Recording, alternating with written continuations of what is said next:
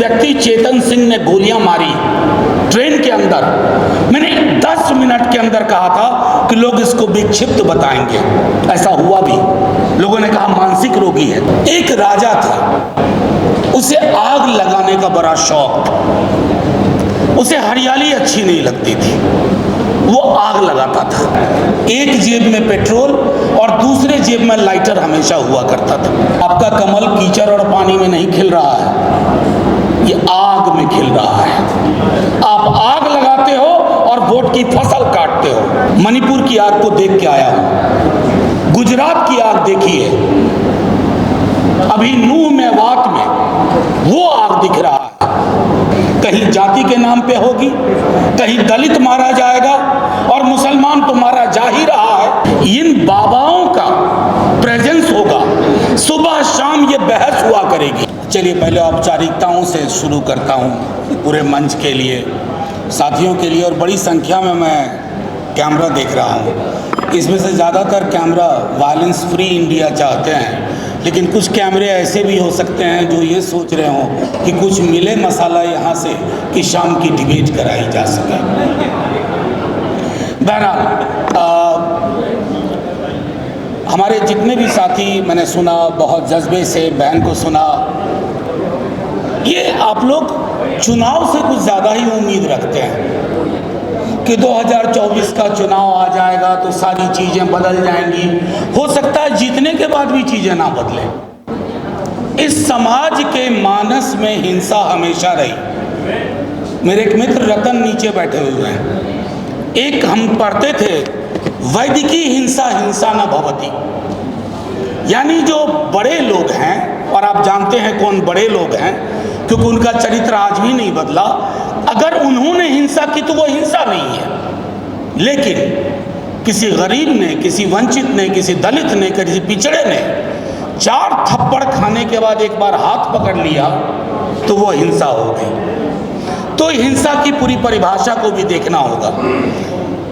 एक छोटी सी कहानी से शुरू करता हूँ, बहुत 2-4 मोटा मोटी चीज़ें बोल करके। एक राजा था, उसे आग लगाने का बड़ा शौक था। उसे हरियाली अच्छी नहीं लगती थी, वो आग लगाता था।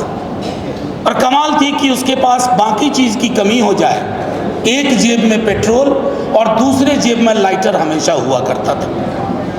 तो लोग उससे प्रयोग करवाते थे, देखो यहाँ आज तक कभी आग नहीं लगी है। तो राजा कहता था मुझे 15 दिन का वक्त दो, मैं यहाँ आग लगा के दिखा दूंगा। राजा के दरबारियों को भी लगा कि राजा को आग लगवाना बड़ा पसंद है। तो दरबारी लोग भी आग लगाने और लगवाने लगे।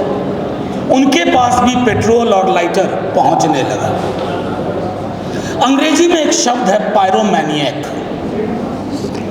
वैसा व्यक्ति जिसको आग लगाने का शौक। हमारी पूरी राजनीति इस पायरोमैनिएक नाम के जंतुओं के हाथ में आ गई है, जिन्हें शांति पसंद नहीं है, अमन पसंद नहीं है, जो विदेश जाकर के कहेंगे वसुधैव कुटुंबकम, लेकिन देश की धरती पर अपने कुटुंबों के बीच में आग लगाएंगे। कोई कहते थे जितना कीचड़ फैलाओगे कमल खिलेगा। आपका कमल कीचड़ और पानी में नहीं खिल रहा है, ये आग में खिल रहा है। आप आग लगाते हो और वोट की फसल काटते हो। मणिपुर की आग को देख के आया हूं, गुजरात की आग देखी है, अभी नूह मेवात में वो आग दिख रहा है। सतपाल मलिक साहब आए नहीं, उन्होंने एक बात कही हाल के दिनों में कि 2024 election is going to be the most violent election in the memory of India. आप सब तैयार रहिए, ये वायलेंस फ्री इंडिया हम सब चाहते हैं, लेकिन तैयार रहिए, बहुत हिंसा होने वाली है। कहीं जाति के नाम पे होगी, कहीं दलित मारा जाएगा और मुसलमान तो मारा जा ही रहा है। आपकी कोशिश सिर्फ चुनाव जीतना नहीं होना चाहिए। अब क्या करेंगे, एक पार्टी है उस पर थोड़ा भरोसा होता है, वो भी वैसे दिखने लगती है। जब तक हमारी राजनीति में इन बाबाओं का प्रेजेंस होगा, सुबह शाम ये बहस हुआ करेगी, तब तक आप वायलेंस फ्री समाज बनाने की कल्पना ना करें। उसको व्यूअरशिप कौन देता है? हमारे आप जैसे ही लोग, हम नहीं, आप नहीं, लेकिन हमारे जैसे लोग, हमारे भाई, हमारे कुटुंब, हमारे दोस्त उसको वैल्यू देते हैं। नतीजे में क्या हासिल हो रहा है? देखिए, हिंसा जो होती है उसके पहले एक भाषाई हिंसा होती है। जुबान देख लीजिए लोगों की, किस तरह की जुबान से बात होती है। मैं नहीं कहता कि पहले दंगे नहीं होते थे, पहले भी होते थे। जब हम छात्र जीवन में थे तब भी दंगे होते थे। मैं रांची में पढ़ता था, रामनवमी के दौरान दंगे की आशंका होती थी रांची और जमशेदपुर में, लेकिन तब दंगा करने वाले सहमते थे। आज दंगा करने वाले को पता है कि मंत्री पद उसके लिए उपलब्ध है, वो दंगा करेगा, उसकी पॉलिटिकल प्रीमियम बढ़ेगी। दंगा और हिंसा हमारे समाज में नॉर्मलाइज हो गई है। ये चिंता का विषय है। जिस दिन उस व्यक्ति चेतन सिंह ने गोलियां मारी ट्रेन के अंदर, मैंने 10 मिनट के अंदर कहा था कि लोग इसको विक्षिप्त बताएंगे। ऐसा हुआ भी। लोगों ने कहा मानसिक रोगी है, डिप्रेशन में चल रहा था। आपने करोड़ों की तादाद में ऐसे मानसिक रोगी इस देश में पैदा कर दिए हैं। हमारी कोशिश है कि उनको मानसिक रोग से निकाला जाए, और ये तब तक नहीं होगा जब तक हम लड़ाई अलग अलग लड़ेंगे कि दलित की लड़ाई अलग, मुसलमानों की लड़ाई अलग, किसानों की लड़ाई अलग, मजदूरों की लड़ाई अलग, स्टूडेंट्स की लड़ाई अलग, शिक्षकों की लड़ाई अलग। ये जो टापू में तनहा तनहा लड़िएगा तो आग लगाने वाले राजा को और आसानी हो जाती है। उसे पता है बाकी संभल जाएंगे। देखते देखते एक देश की इतनी बड़ी आबादी को इनविजिबलाइज कर दिया गया, अदृश्य कर दिया गया। पॉलिटिकल पार्टीज भी चुप रहना शुरू कर दी, करे यार ये तो ठीक नहीं है, इस पर ज्यादा मत बोलो, वो वोटर नाराज हो जाएंगे। पॉलिटिकल पार्टीज का काम ये भी होता है कि आप एडुकेट करिए, अपने लोगों को बताइए। असल में दिक्कत हुई है बीते दिनों में, ये जो ब्रांड मेकर्स और आ गए हैं पॉलिटिक्स में, तो उन्होंने कार्यकर्ताओं को ख़त्म कर दिया। अब किसी भी पॉलिटिकल पार्टी को नॉर्मली कार्यकर्ता नहीं चाहिए। वो कहीं विदेश से पढ़ा हुआ कोई एक बंदा आएगा, उसके साथ 15-20 लोगों की टीम होगी और वो पीआर का काम देखेगा। तो कोई पॉलिटिकल पार्टी हो जो कार्यकर्ताओं की गर्व से निकली है, उस पार्टी में भी कार्यकर्ताओं को उस रूप में नहीं देखा जाता जैसे अब तक। मैं सिर्फ इतना कहूँगा कि साथियों, प्रेस के दोस्त, मुझे पता है कि अंग्रेजी में एक कहावत थी, if it bleeds it leads, यानी खून बहता है तो पढ़ा ज़्यादा जाता है। मैं प्रिंट के दौर की बात करूँ, लेकिन ये खून आपके दरवाजे तक पहुँच गया है, ये मेरे दरवाजे तक पहुँच गया है। कहानी मुसलमान से शुरू हुई थी, अब इस देश में कोई महफूज नहीं है। मणिपुर में वो जो वीडियो आपने देखे होंगे, सोच के देखिएगा एक बार, 1 मिनट के लिए रात में सोते वक्त, ये मेरी बेटी हो, आपकी बेटी हो, मेरी बहन हो, आपकी बहन हो।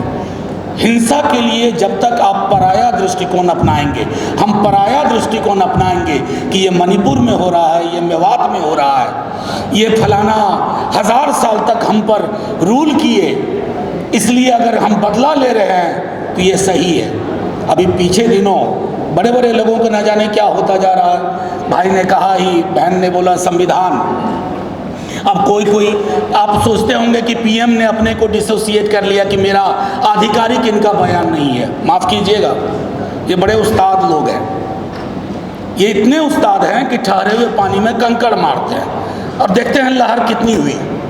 आज विवेक देबरॉय ने कहा है, पहले अनंत जी ने कहा था, यकीन मानिए 6 महीने के अंदर 3-4 और लोग बोलेंगे कब ये संविधान पुराना हो गया है। जैसे हम नया फर्नीचर खरीदते हैं नए घर के लिए, तो ये जो नया भारत है उसके लिए नया फर्नीचर यानी नया संविधान। उस संविधान नया वाले से होगा क्या?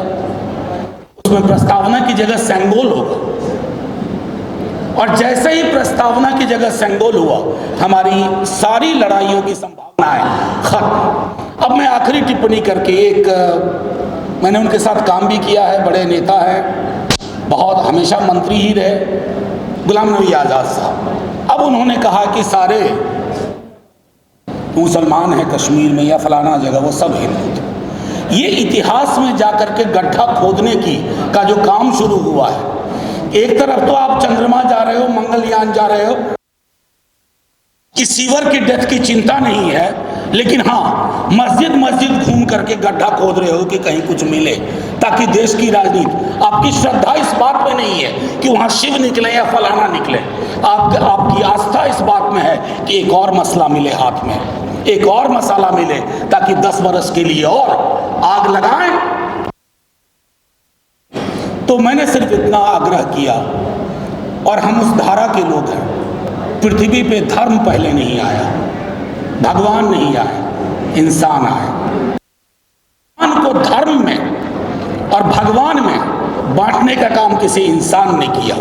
इसलिए ये कहानी शुरू करोगे, हम ये भी पूछ लेंगे कि इस देश के तमाम बौद्ध स्तूप कहाँ गायब हो गए, कौन खा गया उनको, जमीन निकल गई या आसमान खा गया। तो इतिहास में उल्टे पांव की यात्रा से कुछ हासिल नहीं होगा सिवाय हिंसा के। और इस हिंसा का समाधान, माफ कीजिएगा नवेद साहब, 24 के चुनाव के नतीजों में नहीं है। चुनाव अंगणित होता है, अंगणित से आप जीत जाते हैं, लेकिन काम करने की जरूरत है मनोविज्ञान पे, जहां हम नहीं कर पा रहे हैं। जितने भी कम्युनल आउटफिट्स हैं, उनके पास कितने तरह के सिंबल हैं। हम तमाम सेक्युलर लोग, बहुजन समाज की राजनीति करने वाले लोग, हमारे पास सिंबल्स नहीं है। हम अपनी राजनीति करना जानते ही नहीं और ना सीखना चाहते हैं। पीआर एजेंट्स के हाथ में अपनी राजनीतिक किस्मत हमने दे दी। जब तक उनके हाथ से वो किस्मत की चाबी नहीं लेंगे, हिंसा मुक्त समाज नहीं होगा। जय हिंद, जय भीम, जय भारत। मिलेट टाइम्स को आपकी जरूरत है, हमारी आप माली मदद करें।